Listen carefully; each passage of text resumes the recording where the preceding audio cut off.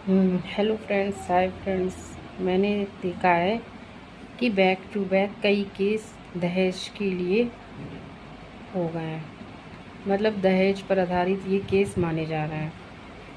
पर आप जानते हैं, आप थोड़ा सोचिए कि अगर आप दहेज दे रहे हैं, आप जिस घर में शादी कर रहे हैं, आप जांच पड़ताल तो करते होंगे, पर आप ये सोचते होंगे कि इसने कहा कि आप अपनी बेटी को दे दो, या वो अपने आप से कह रहा है, या कुछ भी।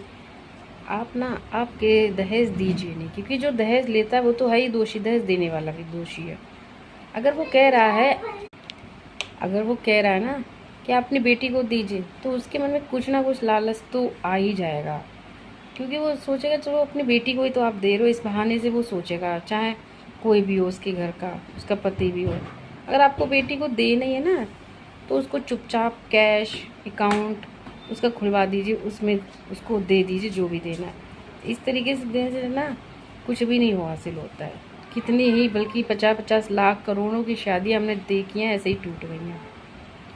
मैं सच बताऊं, मेरी शादी हुई थी तो मेरे हस्बैंड ने कुछ भी नहीं मांगा। उनके पापा ने, ससुर ने, मेरे ससुर बहुत अच्छे थे, कुछ भी नहीं मांगा।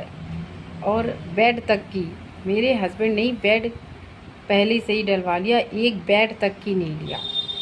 इस पे मुझे बहुत ताने भी मिलते हैं, कैसे है इसका बाप, कैसा है, औकात क्या है, बहुत ताने मिले।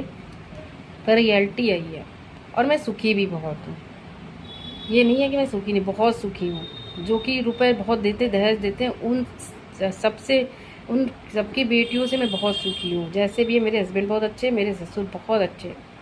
तो इसलिए आपसे रिक्वेस्ट है, आप अपनी बेटी का ध्यान रखें, कहाँ रिश्ता हो रहा है, कैसे लोग। Thank you.